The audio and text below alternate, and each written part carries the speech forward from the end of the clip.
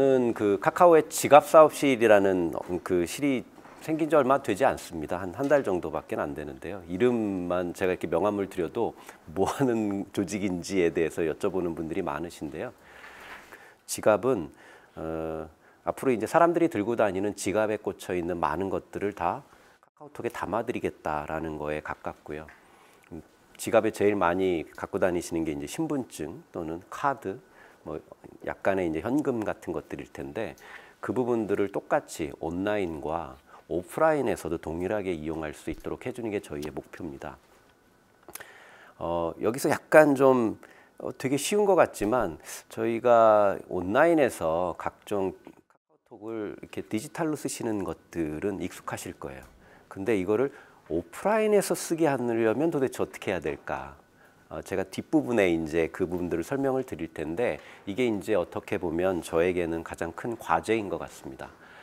아울러 지금 이제 제가 구독에 대한 얘기들을 좀 말씀을 드릴 텐데 특히 구독 경제라든지 구독과 관련된 사업을 준비하시는 저의 이제 파트너분들이나 고객사들의 대부분이 전통적인 제조 회사들이 많으세요.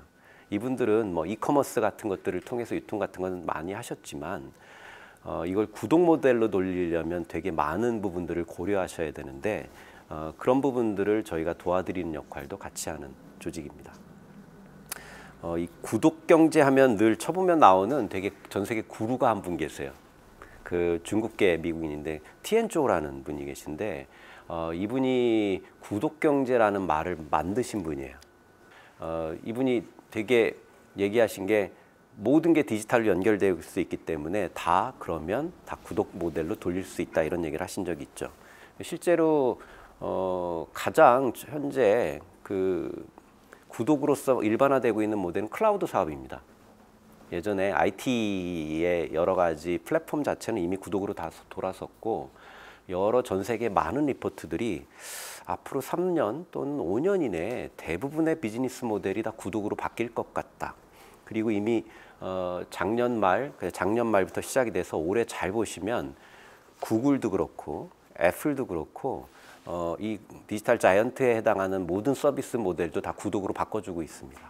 실제로 보면 구독은 여러 가지 경영 담론에 이미 그 많은 기업들이 채택한 모델이 되고 있고 생각보다는 비즈니스 모델 변화도 되게 빠르게 진행되고 있습니다.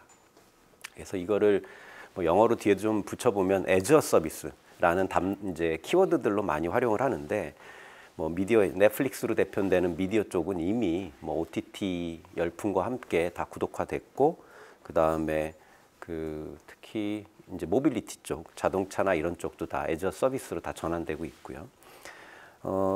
제가 좀 재밌게 생각하는 BM 중에 하나가 여기 하드웨어 애저 서비스라고 힐티라는 회사입니다. 이 힐티라는 회사는 유럽의 리텐슈타인 공화국에 있는 되게 작은 소국이죠. 거기를 이제 근거로 둔 기업인데 전동 드릴과 공구 시장에서 유럽 시장에서 거의 1등인 회사입니다. 그 전동 드릴 같은 경우는 뭐 비싸도 10만 아주 가정용은 10만 원대, 뭐 비싼 건 20만 원대, 뭐 산업용은 조금 더 비싼 모델인데요. 이거를 어떻게 구독 모델로 바꿨을까? 되게 궁금해하시는 분이 많은데 상당히 성공적으로 구독 모델로 바꾼 그 제조 기업입니다. 어떻게 만들었냐면 드릴이라고 하는 게 보면 아까 말씀드렸던 것처럼 가정용부터 산업용까지 존재하는데 이들이 그 마진이 여러분 제조 마진이 다들 여기 제조를 운영하시는 많은 CEO 분들도 계실 텐데 참 높지가 않죠. 삼성전자의 가전부 분야의 제조 마진이 2에서 3%입니다. 백색 가전 전통적인 게 LG전자가 얼마 전에 거의 세계 프리미엄 쪽에서 기록을 세웠죠. 가전 부문의 영업이익률이 8%. 엄청난 거죠. 근데 그만큼 제조를 해서 마진을 낸다는 건 정말 어려운 일일 거고요. 그리고 또 어느 정도의 성공적인 것들을 갖췄다 하더라도 저도 이렇게 공장 같은 데들을 이제 공장이 있는 회사들을 방문해 보면 유통 마진이나 이런 부분들이 점점 더 올라가니까 특히 이커머스 쪽이 되게 활성화될 때마다 제조나 이런 것들 유통하시는 대표님들의 어려움들을 제가 되게 잘 이해를 합니다. 평균 2, 3%세요. 영업이익의 전체적인 수준이. 그리고 그것도 뭐 이제 공장이 해외에 있거나 또는 저가로 들어오는 글로벌 기업과 다시 부딪히면 다시 역마진이 난다던가 그 이익률도 유지하기 어려우신 데들이 많죠. 당연히 유럽에 근거를 둔 이 회사도 똑같은 문제가 있었습니다. 이 회사가 근데 첫 번째 시작한 이제 애저 서비스 모델이 재미난데 이 공구를 쓰는 많은 이제 그 구매자들 중에 상당수가 전문적인 어떤 직공들이라든지 기술자들이 있으셨을 거 아니에요. 근데 이분들이 이 회사의 모든 제품을 다 라인업을 구매하기가 할 필요가 없는 상황들이 생각보다 많았다는 거죠. 예를 들어 이런 데에 이제 벽에 콘크리트로 막 이만큼 되게 두꺼운 자체를 공사 때문에 뚫어야 되는 이런 전문 장비들이 있을 거 아닙니까? 그런 드릴 같은 경우 갖춘데 한 1억씩 하는 거예요. 근데 그거를 어쩌다가 그런 공사는 들어가는데 맨날 뚫는 것도 아니고, 그러니까 이것들을 직접 사서 구비하기가 어려우니까 일단 첫 번째는 그런 거에 대한 임대 사업부터 빌려주신 게 고가 모델에 대해서. 근데 점점 하다 보니까 이제 고가에서는 그런 비싼 모델을 고가를 시작을 하고 그다음에 중저가로 내려오면서 50만 원, 100만 원짜리 같은 들도 이제 임대가 시작이 됐는데 저도 되게 재밌는 포인트를 발견했는데 이 전동 드릴에 대한 도난율이 그렇게 높답니다. 훔쳐가는 사람들이 되게 많고, 그래서 이분들이 일단 첫 번째 만든 모델 중에 하나가 IoT 칩을 달아가지고 주인이 그거를 디지털로 락을 풀지 않으면 이게 디세이블 되거나 아예 공구 자체를 쓸 수가 없게 하는 기능들을 일단 탑재를 했어요. 그래서 그 기능은 처음에 어떻게 만든 거냐면 임대를 해야 되니까 시간당 사용량으로 공구의 비용들을 이제 걷어야 되니까 그 기능을 넣은 건데 일거양득의 효과가 있었던 거죠. 종량제 형태로 이제 그 임대할 수 있는 플랫폼도 생기고, 두 번째는 도난율이 엄청나게 내려간 겁니다. 그리고 또 생각을 해보면 드릴 같은 경우는 소모품에 대한 비용이 생각보다 되게 비싸죠. 용품에 대해 들어가는 여러 가지 이제 날들이 계속 될 텐데 결국 이것들을 또 누구보다도 잘 활용할 수 있고 또 내구성을 잘 높여갖고, 옛날 같은 경우는 이거 되게 역설인데요. 제조기업이 드릴날을 튼튼하게 정말 영구적으로 잘 만든 게 중요할까? 아니면 많이 사서 사람들이 소비하게 만드는 게 필요할까의 적정성이 늘 중요하죠. 그렇죠? 이게 그동안 제조에서 마진을 남기는 되게 유명한 공식이었어요. 대표적인 게 있습니다. 여러분 그 온라인에 찾아보면 그 센트리 벌브라는 게 있어요. 센트리 벌브. 그게 뭐냐면 그 100년 동안 켜져 있는 전구가 하나 있습니다. 그 캘리포니아에 있는 한 그 소방서에 켜 있는 전구가 하나 있는데요. 100년 동안 켜져 있습니다. 근데 이게 어떻게 가능한 거냐면 그 전구는 예전에 미국에서 처음으로 그 전기 회사들이 막 나올 때 옛날에 전기 회사가 전기를 공급할 때는 용품을 같이 공급을 해줬다고 합니다. 그리고 전기요금에 포함되어 있었다는 거죠. 즉 등도 전기 회사의 소유권이고 같이 전기를 공급하면서 같이 팔았다는 거예요. 그럼 전기 회사 입장에서는 전구가 자꾸 꺼지면 자기한테 되게 손해가 많이 나니까 그 전구를 엄청나게 튼튼하게 만든 거예요. 그래서 그 전구가 지금까지 켜져 있는 겁니다. 그만큼 전구의 수명은 우리가 생각했던 것보다 이미 100년 전에 기술적으로도 굉장히 좋은 품질을 가진 것들이 많이 만들어졌었는데 유통이 바뀌면서 전기회사는 전기만 공급을 하고 가정 내에 들어가는 여러 용품들에 대한 것들을 세일즈하는 조직에서는 그럼 회사가 망하잖아요. 적당한 수명주기라는 것들의 공식들이 생긴 겁니다. 이게 어떻게 보면 유통이 갈라지면서 벌어진 새로운 구조들이라는 거죠. 드릴도 그런 문제들을 경험을 하고 있는 거죠. 그러다 보니까 제품의 내구성들이나 그 다음에 이런 부품 같은 것들 굉장히 튼튼하게 만들죠. 유지보수는 어쨌든 내가 제품을 처음부터 만든 사람들이니까 정말 튼튼하게 만들어서 얘를 10년, 20년 쓰게 만드는 게 더 좋은 수익 모델이 될 수 있는 것들을 찾아내는 거죠.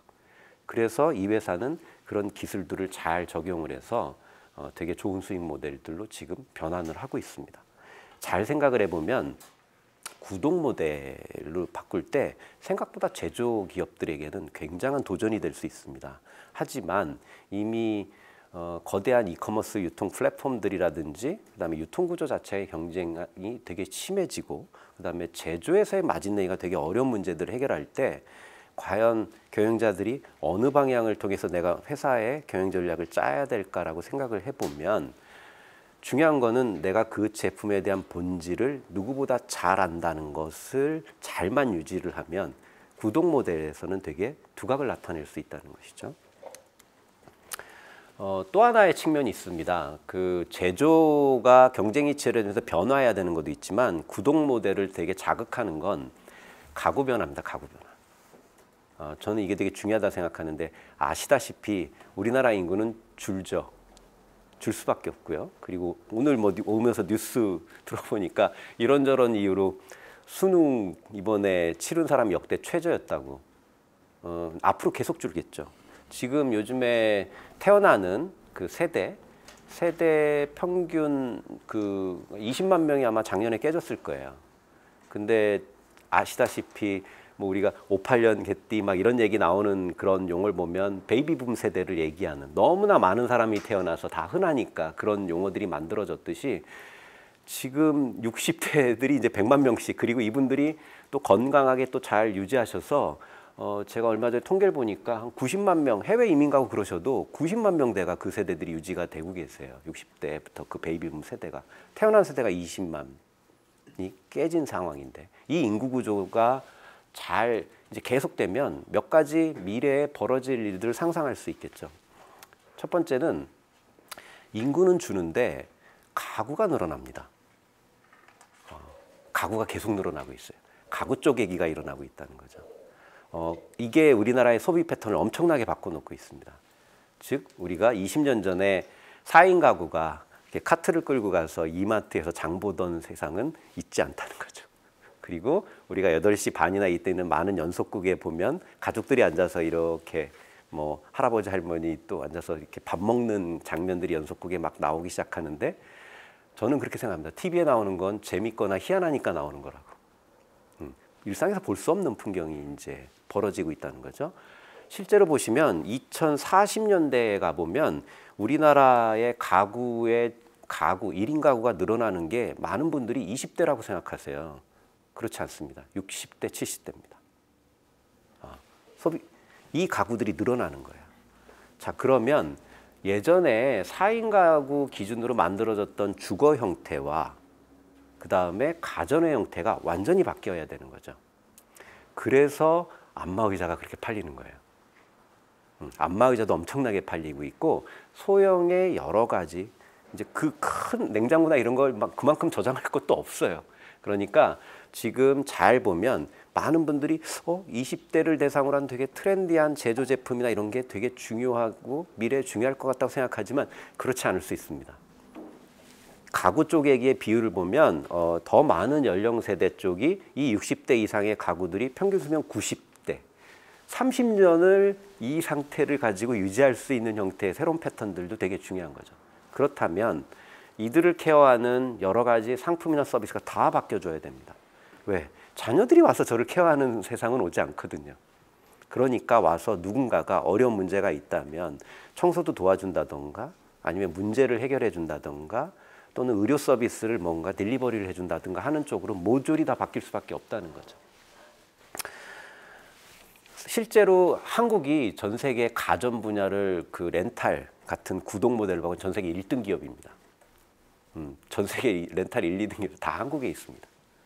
이게 왜 그러냐면 이게 렌탈 같은 제품이 렌터카 같은 전통적인 선진국적 상품이 한국에선 잘 안 되지만 제조를 기반으로 한 이런 렌탈 같은 것들은 한국이 전 세계 1등입니다. 왜 그러냐면 렌탈은 정확하게 얘기하면 뭔가 되게 여러 가지 복합적인 요소들이 많이 포함되어 있어서 그런 구조적인 문제들을 잘 서비스를 할 수 있어야 되는데 한국은 어느 정도의 이제 그 어려움들을 극복하고 성공의 공식들을 잘 찾으신 것 같아요. 그래서 지금은 거의 50% 정도가 렌탈이나 이런 것들에 대한 부분들을 잘 이해를 하고 있고요.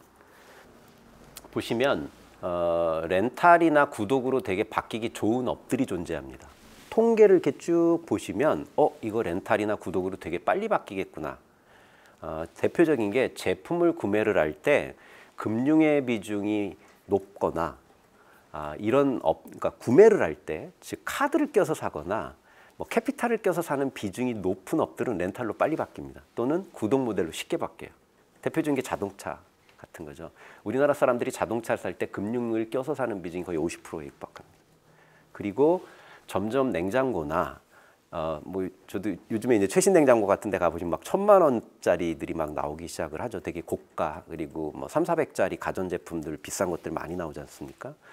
이 고단가 때문에 이쪽도 살펴보시면 다 금융 상품을 껴서 사는 비중이 역시 50%에 육박합니다.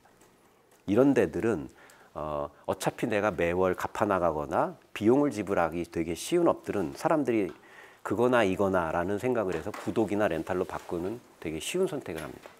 이게 그 렌탈이나 구독 같은 것, 그 다음에 클라우드에서 월 정액제를 내거나 또는 마이크로소프트의 오피스를 월 정액으로 내거나 이런 것들이 되게 기업 입장에서는 어려운 도전이에요. 왜냐하면 매월 계속 꾸준히 어떤 고객으로부터 돈을 받는다는 보통 일은 아니지 않습니까?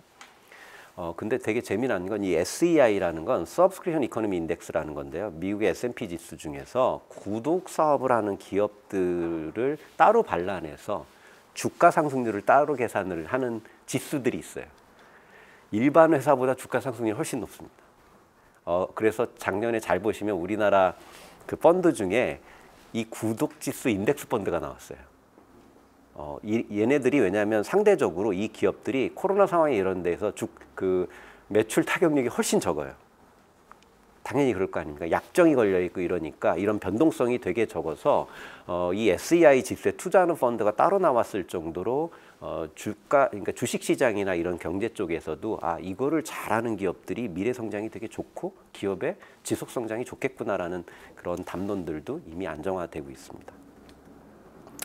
그래서 지금 보면 경제에 여러 가지 모델이 있겠지만 뭐 소유 경제, 그리고 뭐 쉐어드 이코노미라고 불렀던 공유 경제, 그리고 지금은 구독 경제인데 이게 어떻게 보면 발전 모델은 아니고요. 각각의 장단점들이나 이런 것들을 좀 다 봤을 때 부족한 것들을 보완해 준 형태의 담론으로 나오는 것 같습니다.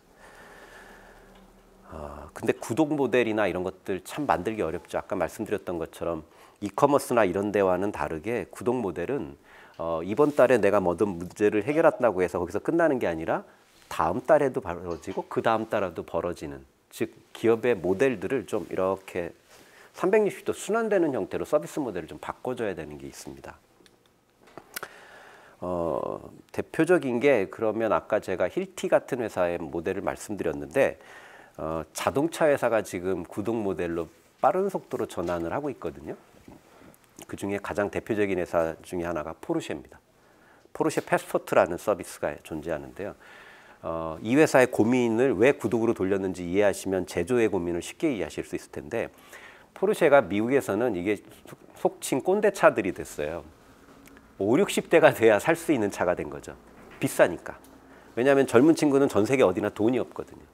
근데 스포츠카의 상징은 젊음과 열정들인데 브랜드의 미래가 안 보이는 거죠. 할아버지들이나 타고 다니는 차들이 미국에서 된 겁니다. 그래서 이 문제들을 해결하고 이런 측면이 브랜드에 대한 이슈들이 좀 있었고요. 두 번째는 포르쉐 같은 경우 이제 가장 문제가 프리미엄 차죠. 포르쉐는 그래서 주문을 하면 보통 몇 달 걸립니다. 거기에 있는 뭐 가죽, 그 다음에 핸들, 휠 같은 거를 모조리 다 커스텀 해가지고 주문할 수 있고, 그럼 독일에서 그거를 이렇게 다 커스텀으로 생산을 해갖고 보내주는, 그러니까 좀 되게 프리미엄 차로 가져가고 있는데, 이 포르쉐에게도 가장 어려운 점이 뭐냐면 전기차 시대의 도래죠. 전기차를 이렇게 좀 관심 가지신 분들은 그 쉽게 이해하실 수 있는데, 전기차는 저도 이렇게 전기차를 모는데 전기차는 이렇게 막상 몰아보면 신경 쓸 게 아무것도 없어요. 엔진 오일 교환도 없고 그냥 타이어만 바꾸면 되거든요. 5년을 타든 10년은 타이어 이외에는 아무것도 없고요. 그리고 전기차는 특성상 일반 차에 비해서 부품 숫자가 30%밖에 안 됩니다. 그럼 이걸 거꾸로 돌려보면 공장에서 생산을 할 때 업무가 30%밖에 안 된다는 얘기예요. 그래서 일반 제조 공장에 전기차를 대면 생산성이 3배가 돼요. 근데 이게 기업 입장에선 좋은 걸까? 재앙이죠. 그래서 공장 폐쇄들이 일어날 수밖에 없는 거예요. 왜냐하면 차를 내가 3배를 더 팔아야 되는데 그러지가 않고 이미 되게 오랫동안 해왔던 업인데 아니 너무나 많은 차를 내가 되게 생산할 수 있다는 게 그렇게 해피한 게 아닌 거죠. 공장도 줄여야 되는 거고. 그리고 또 두 번째는 차가 고장이 잘 안 나요. 자, 그러니까 정비 요소나 이런 게 적어드니까 차 입장에서는 부품 마진, 서비스 마진 이런 데서 다 문제가 되는 거죠. 그러다 보니까 여러 가지 이제 노조 갈등 문제도 존재하고 부품 생태계도 완전히 바뀌고 BM을 어디서 만들어야 되는지 자체가 되게 헷갈릴 거 아닙니까? 차 팔아서 마진 내기가 되게 어려워진 거예요. 전기차는 지금 팔 때마다 거의 똔똔이거나 아니면 까지는 경우도 되게 수두룩한데 이거를 돌릴 수도 없고 되게 고민이잖아요. 전통적인 제조사 중에 이제 포르쉐가 선택한 길이 패스포트인데 여기 또 재밌습니다. 포르쉐도 지금 다 전기차 전환을 똑같이 하고 있어요. 근데 그래서 포르쉐 패스포트를 보면 미국에서 8개 도시에서 실행을 하고 있는데 월 2,000불, 우리나라 돈으로 한 뭐 200만 원 조금 넘는 돈들, 그리고 3,000불짜리가 있는데 2,000불짜리를 이제 신청을 하면 차 7대인가 8대를 골라 탈 수 있습니다. 그리고 3,000불 정도 신청하면 더 비싼 뭐 911 계열의 더 다양한 모델 같은 것들 탈 수가 있는데 이 프로그램을 짜면서 이제 이 사람들이 짠 BM을 보면 좀 재밌습니다. 그냥 어떻게 보면 우버나 이런 것처럼 카카오 택시 예약하듯이 나 지금 오늘 못 타고 있는데 내일 아침에 뭐 포르쉐 718 아니면 멀리 가야 되니까 좀 SUV 계열을 타고 싶어. 그래서 거기다 갖다 놓으면 차 그냥 갖다 놓고 가져가면 되거든요. 그러니까 예약제로. 그러니까 실제로 그렇고 또 하나는 이거를 유지하는데 생각보다 자동차 회사들의 그 유지 보수비나 이런 비용들이 그렇게 크지 않다는 걸 알게 된 거예요. 왜냐하면 요즘 웬만한 차에 다 디지털 FMS라고 하는 플릿 매니지먼트 시스템이라는 게 장착됩니다.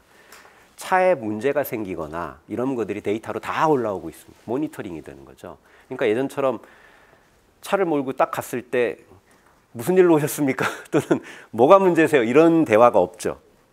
그냥 차가 다 어떤 상태인지 아니까 고객님 지금 차가 이슈가 있을 것 같고 부품에 문제가 있으니 언제 갖다 주세요. 또는 저희가 교체해 드릴게요. 이런 부분들이 선제적으로 되니까 정비가 예약 정비 형태로 다 돌아가다 보니까 그러면 인력 효율이 되게 좋아지지 않습니까? 그러니까 뭐 그냥 가만히 앉아 있다 쓰는 게 아니라 계속 스케줄링된 형태의 작업들로 현장 작업자들이 들어가니까 예전에 5명이었던 게 3명이면 되기도 하고요. 유지보수 쪽도.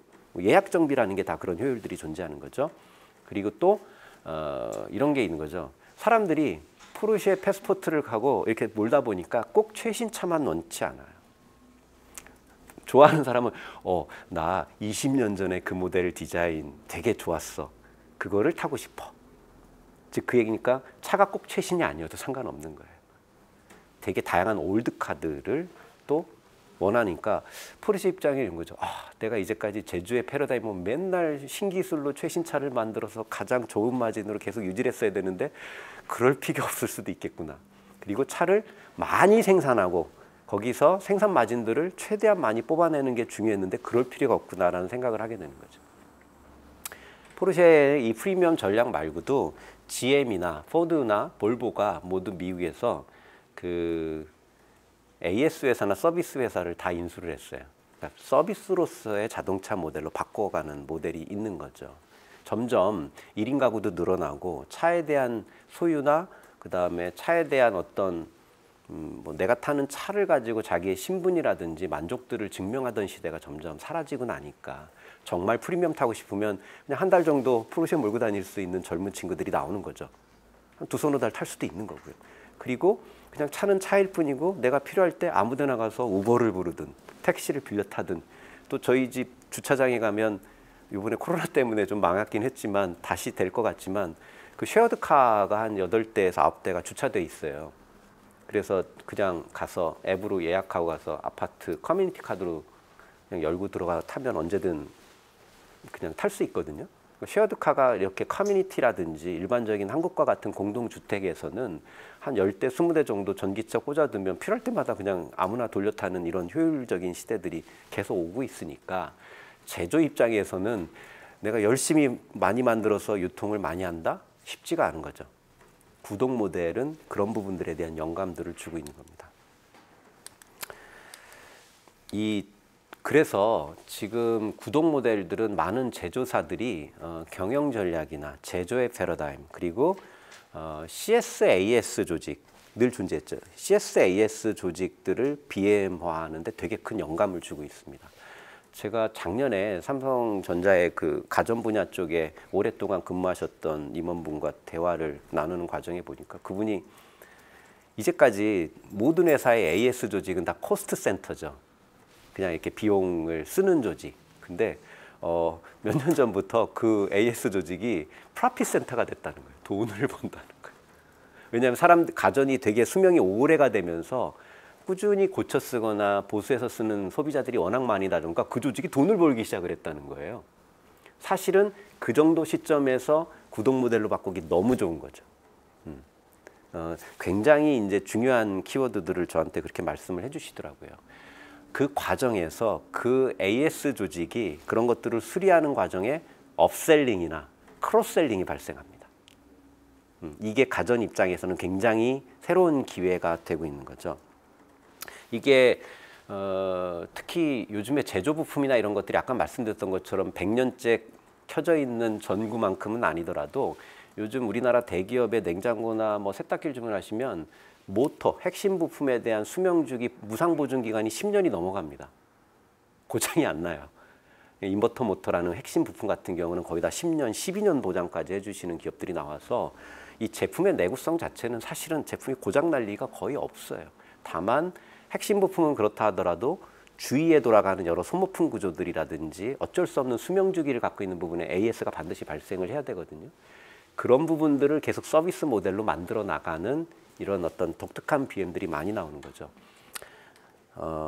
실제로 근데 이 구독 같은 것들을 되게 좋은 환상처럼 얘기하시는 이제 뭐 경영자도 계시고 또 좋아는 하시는데 이거를 좀 기업들이 받아들이거나 만드시는데 굉장히 많은 어려움들이 있으세요. 왜냐하면 이게 수많은 노하우와 그다음에 경영진의 의지들 그리고 또 현장에서의 많은 변화를 끌어내야 되는데 쉽지가 않죠. 이게 어떻게 보면 이노베이션 아젠다이기도 한데 그래서 이런 부분들에 대한 고민들이 되게 많고요. 그리고 이게 지금 구독과 관련돼서는 고객도 되게 혼란스러운 면이 많습니다. 막상 저희가 현장에서 얘기해 보면 예를 들어 대표적인 게 그러실 거예요. 정수기 같은 거를 내가 집에다 놓고 싶다라고 얘기했을 때 내가 그걸 어떻게 샀지? 라고 생각해 보면 뭐 네이버나 쿠팡에서 가격 비교를 해가지고 뭐 제일 싸고 좋은 거를 골라 사는 이런 구조 아닙니다. 그렇죠? 보면 아름아름으로 누구에게 소개를 받아갖고 그 신청 알아서 다 해줘 뭐 약간 이런다든가 가격이 잘 노출돼 있지 않고 전화 상담을 통해 가지고 뭔가 협상을 한다던가 뭐 사은품 더 주나 뭐 이런 식의 이제 좀 합리적인 어떤 구매 구조 자체가 잘 안 만들어져 있어요. 왜냐하면 유통 구조 자체가 그렇습니다. 특히 이런 구독 쪽이나 이런 쪽은 고객마다 다 상담을 해서 가격이나 또 이런 걸 맞춰주기도 하고 라이프 스타일에 따라 상품을 선택해주기도 하고 그 개개인의 호불호를 좀 맞춰줘야 되는 그런 상황이기 때문에 그 가격이 다 같을 수가 없어요. 대표적인 게 뭐 보면 자동차를 구매하시더라도 네이버에서 검색하셔가지고 제일 싼 거 사시고 이런 거 아니시잖아요.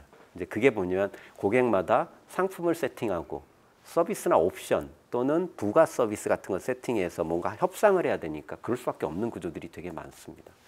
특히 구독과 관련된 부분들은 그런 게 많아서 그거 하시고 또 뭐 녹취하시거나 신분증 제시하시거나 또는 계약서 다 사인하고 이런 절차들이 되게 복잡합니다.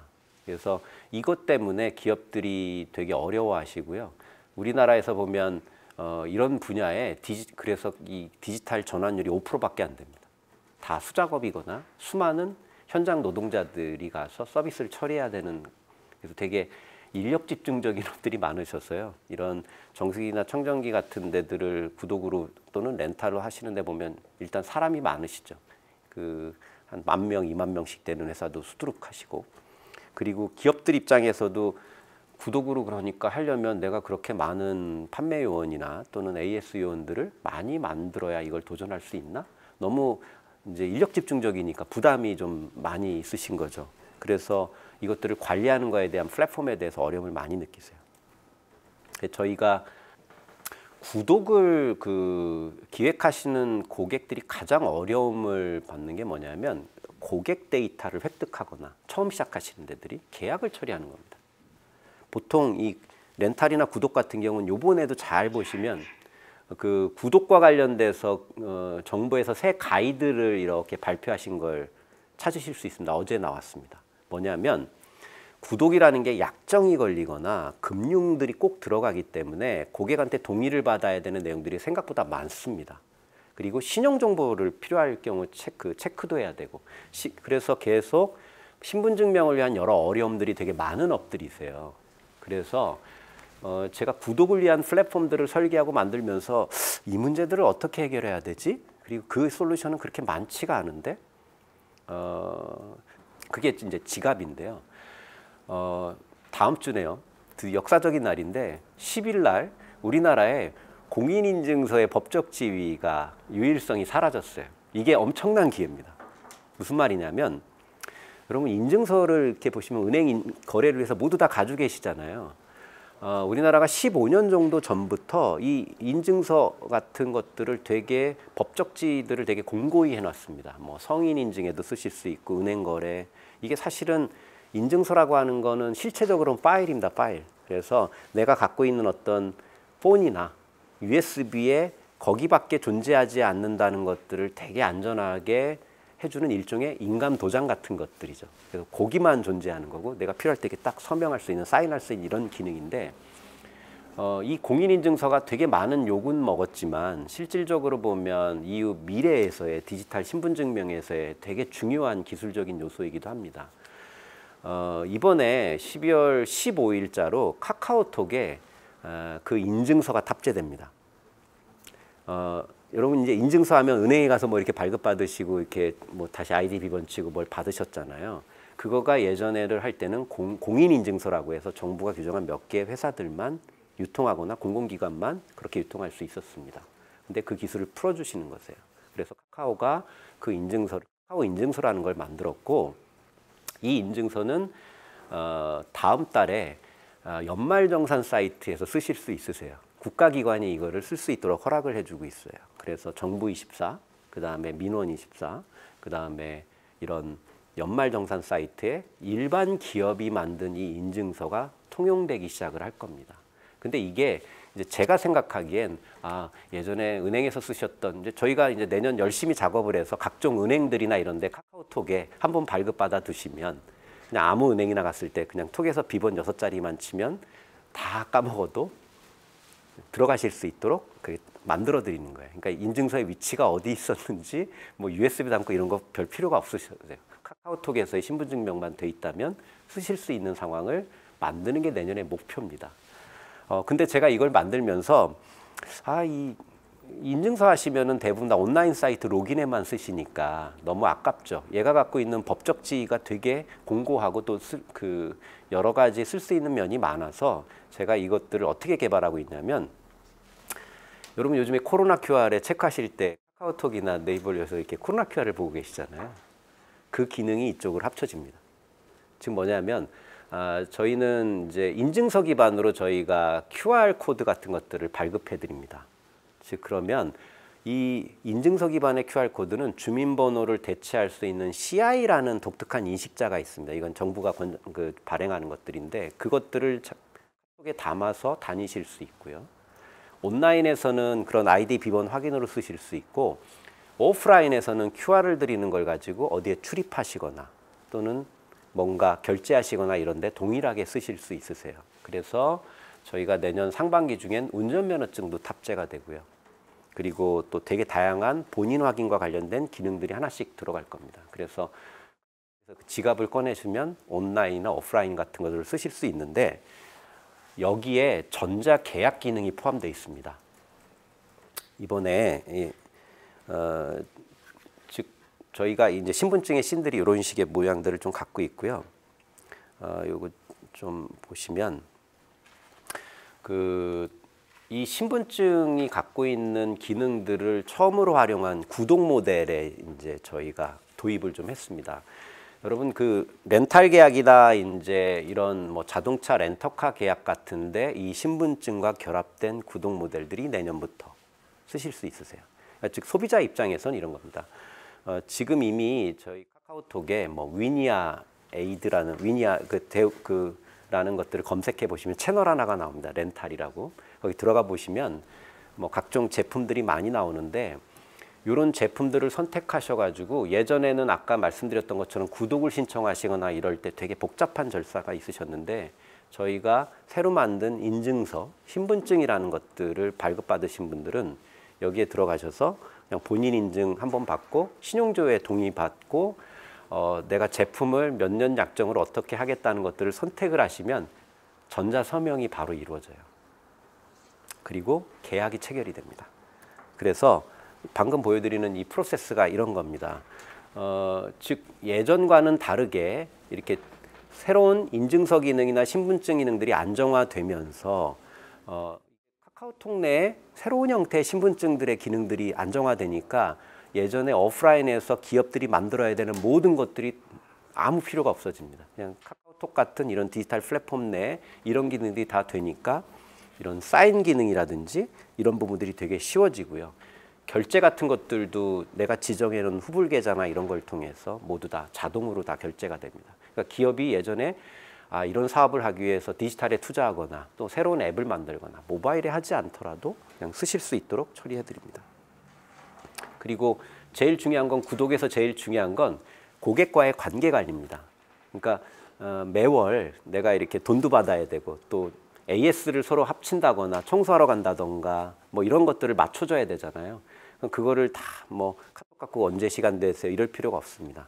다 자동 관리될 수 있도록 카카오톡에서 메시지 같은 것들이 자동으로 이제 전송되고 매월 뭐 카카오 택시 타실 때 쓰셨던 빌링이 그대로 적용이 돼서 그냥 그 계좌로 정기 결제들이 이루어지는 구조를 갖고 있습니다.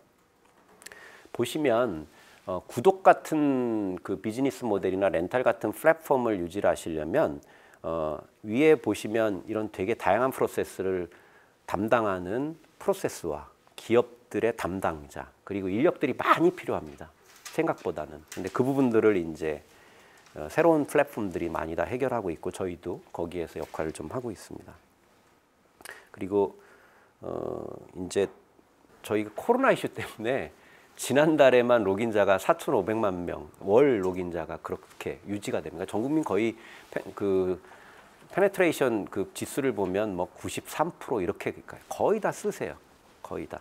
그러다 보니까 내가 디지털 마케팅을 하거나 뭔가 그 새로운 뭔가 사업을 기획을 할 때 앱을 만들거나 이런 것보다는 그냥 일반인들이 많이 쓰는 곳에 오셔서 채널 같은 것들을 계속하고 그냥 가볍게 친구 추가를 하거나 이런 상태에서 그 고객들을 대상으로 바로 구독 모델로 돌리거나 할 수 있는 모델들이 있죠. 저희가 내년 상반기에 이런 것들을 그 좀 잘 지원할 수 있는 새로운 플랫폼들을 또 공급을 해드릴 겁니다.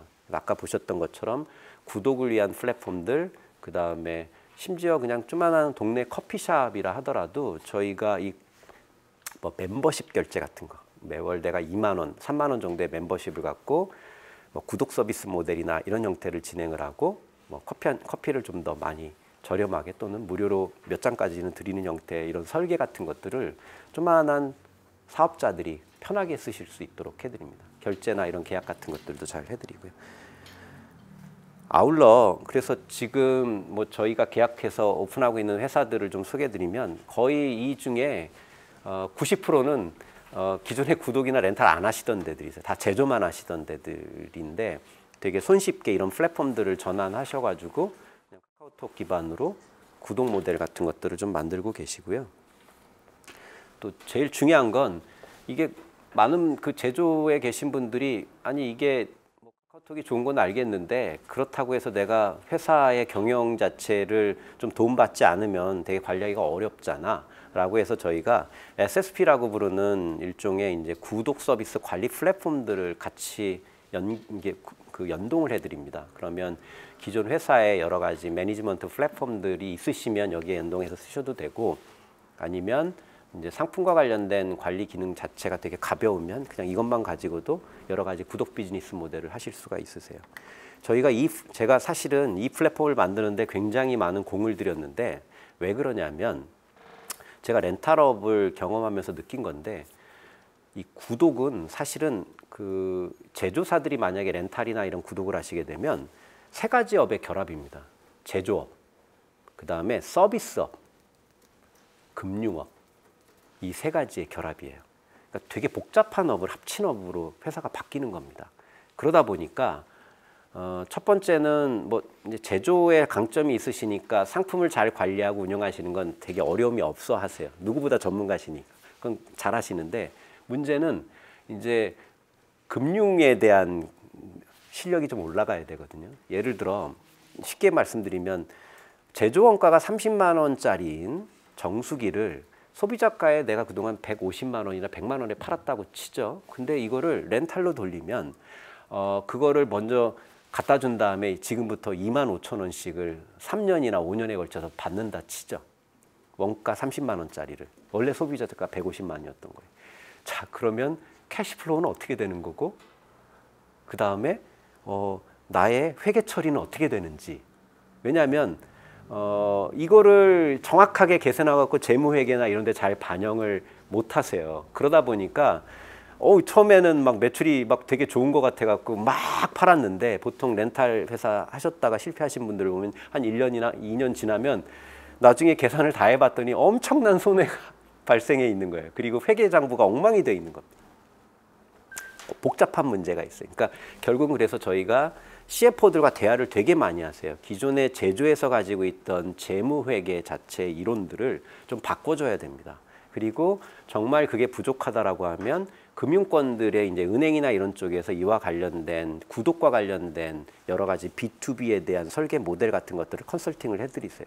그러니까 그래서 구독이 바뀔 때는 회사에 많은 변화들이 존재해야 되는 거고, 아까 또 제일 중요한 서비스나 이런 쪽에서도 예전에 뭐가 고장 나셨습니까? 저희가 고쳐드릴게요. 이런 AS 요원이 AS를 하면서 고객과의 좋은 신뢰들을 확보하면서 업셀링과 크로스셀링 같은, 어떻게 보면 새로운 형태의 판매 요원들로 전환되는 새로운 변화들을 계속 교육해줘야 되는 거죠.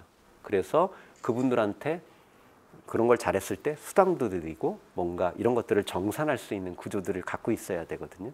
그러니까 결국은 그런 업무들을 모두 다 잘 고려해서 플랫폼들이 준비되면 사실은 되게 빠르게 진입하실 수 있고, 또 그것들을 잘 이해하지 못하고 예전에 이커머스적인 형태로 계속 비즈니스를 유지하시면 사실은 실패 확률이 어마어마하게 높습니다.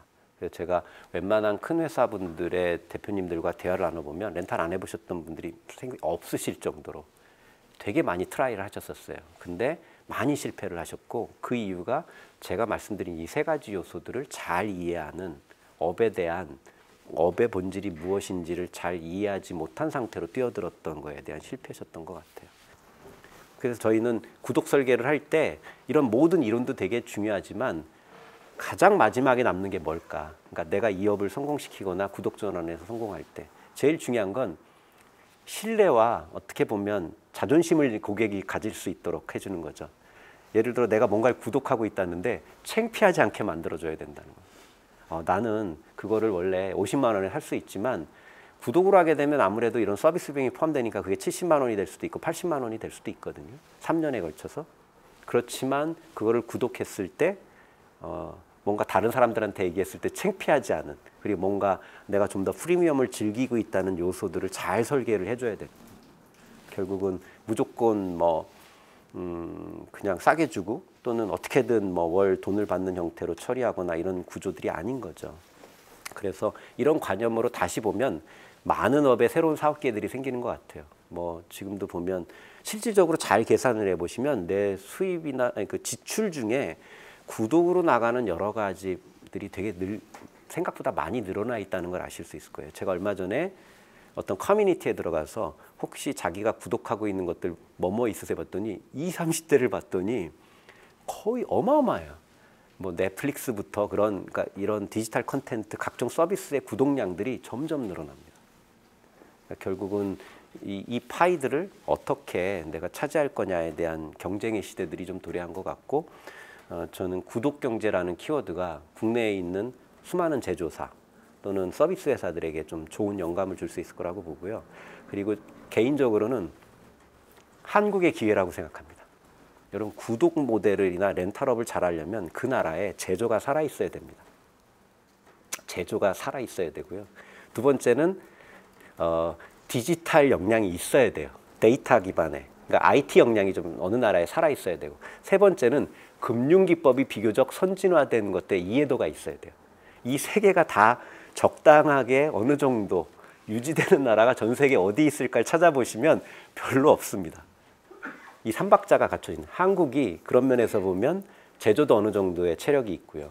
금융기법도 상당 부분 좋고, 그 다음에 IT 역량도 어디다 내놔도 그래도 밀리지 않는 이런 정도의 그 건강함이 있다는 거죠. 그래서 지금 국내에서 제조사 중에 이 구독을 준비하시는 많은 회사는 이거의 모델들을 가지고 글로벌 전체로 들고 나가서 BM들을 전환해 주시려고 하는 그런 제조사도 있으세요. 근데 저는 그 해답이 맞다고 생각을 합니다. 네.